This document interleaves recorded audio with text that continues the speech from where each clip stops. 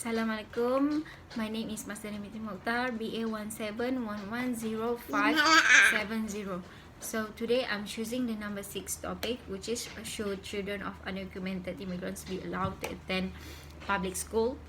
So in my opinion, based on what I've been experienced and also based on what my observation by living in Sabah, which is really controversial with these stateless issues, and I also involved myself for the past 3 years towards these issues, whereby we are building the schools, sekolah alternative for these stateless children. So I've seen a lot of polemics that happening towards this kind of people, especially in children. So in my opinion, I did not agree that we are allowing these kids to go to attending the public school. Why? Because the first one is our own capacity. Our capacity, I will explain it in two ways, which is the first one is about our capacity in terms of facilities, and also the second one in terms of budgeting. So the first one is about facilities.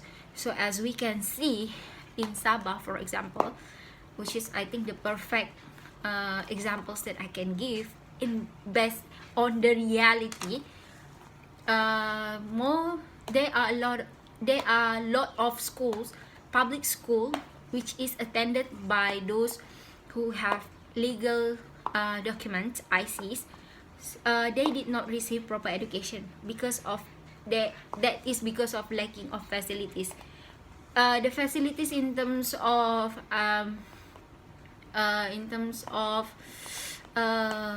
table, chairs, or even basic utilities like water and also the electricity. So most of the schools in rural area still not receive this kind of basic utilities for schools. And we can see also the roads, on the road for going to the school is very I couldn't describe, because it is so bad that the children have to get through a lot of difficulties in order to go to the school. This is for the documented children. So that is the first one. We have to upgrade it before we allow them to attend the public school, those stateless children. The second one is about the is about the budgeting. So if we are allowed these children to go to public school, that means our budgeting, our country's budgeting must be divided into those who have legal documents and those who doesn't have illegal documents, whereby in our countries those pay taxes are among those who is having the legal documents. So I see it is not fair for us to give our to burden the taxpayers for those who stateless children.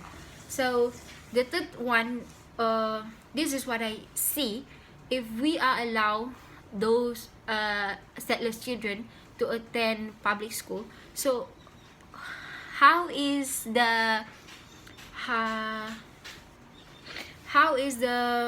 protocol? I mean, because most of the children, stateless children, they are among 7 to 18, and they are also those who in 18 years old but still doesn't have basic knowledge about how to read or how to write. So how are these children are going to rearrange in order for them to allowing them to school? Are we going to start from those who are in 7 or those who are in 8? So we have to really explain this kind of methods in order for the rest of us to understand. So apa yang boleh saya rekomendasikan di sini adalah kerajaan harus mesti bekerjasama dengan pihak-pihak NGO untuk memberikan mereka pendidikan. Namun perkara ini haruslah dijalankan secara bersama. Maksudnya di sini kita tidak membenarkan pelajar ini untuk masuk ke sekolah publik, tapi kita memberikan mereka sekolah alternatif yang dikendalikan sepenuhnya oleh NGO dengan kerjasama kerajaan. Hal ini akan memudahkan lagi mereka untuk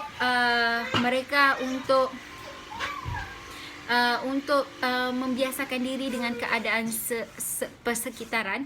Tambahan pula, kalau di Sabah kita melihat terdapat beberapa isu-isu tabu yang sangat-sangat tidak boleh, sangat-sangat sensitif bagi masyarakat di sini, terutama berkenaan dengan hak bumi putra dan juga hak bukan bumi putra. Jadi itu yang perlu kita jaga kerana kita mahu mengekalkan keharmonian masyarakat di Sabah terutamanya. Kalau kita lihat polisi di US, Donald Trump sendiri pun tidak membenarkan para imigran ini, anak-anak imigran ini untuk mendapat proper education di US kerana Trump sentiasa dengan white supremacy-nya, dan beliau memang terkenal dengan polisi-polisi yang sangat menentang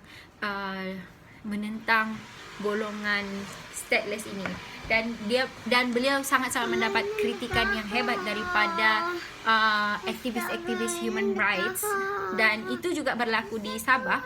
Cuma bezanya di Sabah ini kita masih belum melihat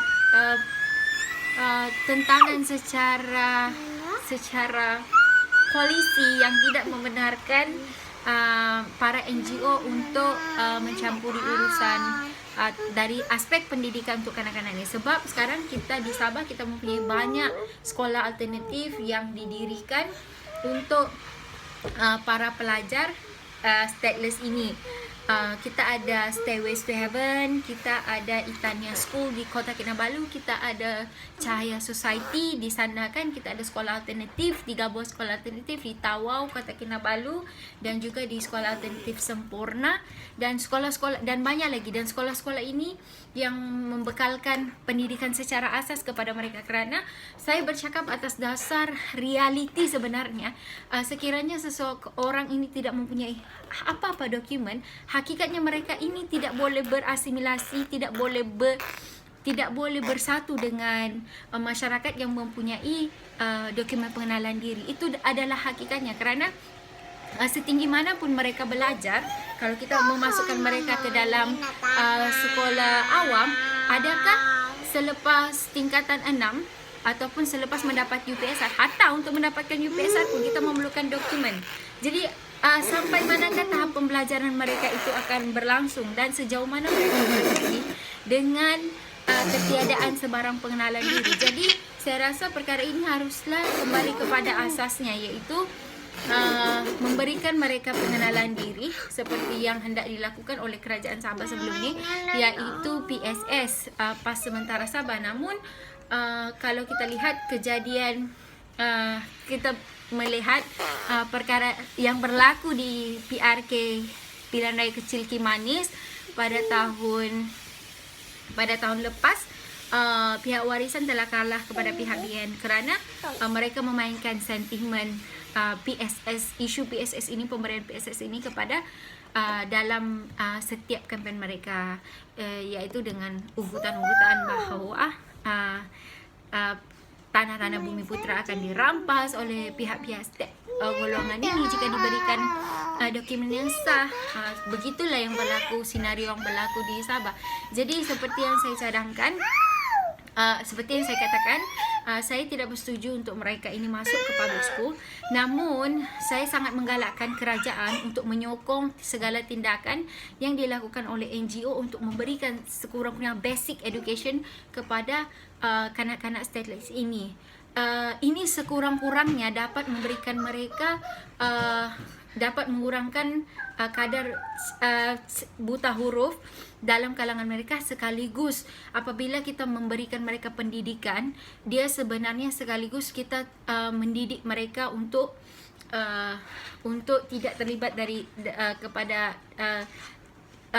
kepada gejala-gejala sosial seperti yang biasanya terkait dengan mereka, yaitu kanak-kanak ini buruh kanak-kanak, yang kedua mencuri dan juga vandalism dan juga sebagainya. Sebab kalau biasa kita dengar kes-kes kecurian ini, kalau ada kedua jiran kita, satu mempunyai dokumen, satu dia mempunyai dokumen, yang tidak mempunyai dokumen ini yang terlebih dahulu yang akan disyaki, bukan dipersalahkan tapi disyaki. Begitulah persepsi kita terhadap orang-orang yang tidak ada dokumen ini, terutamanya di negeri Sabah sendiri. Jadi secara kesimpulannya, saya sangat mendukung usaha untuk memasukkan mereka ke dalam golongan kanak-kanak ini ke dalam sekolah awam, namun tidak untuk masa ini, kerana terdapat beberapa kekangan dan pertimbangan yang sebenar-benarnya kita perlu lakukan sebelum membuat keputusan yang cukup sukar ini, yang cukup memberi kesan kepada negara kita. Dan seharusnya kerajaan mengadakan hubungan yang erat dan kerjasama dengan pihak-pihak NGO untuk memahami dengan lebih dalam akan permasalahan-permasalahan kanak-kanak yang tidak mempunyai education ini, agar permasalahan ini dapat diselesaikan secara harmoni dan seadil-adilnya dengan tidak merisikokan negara kita kepada sebarang risiko yang akan menjejaskan negara kita. Itu saja daripada saya. Sekian, terima kasih.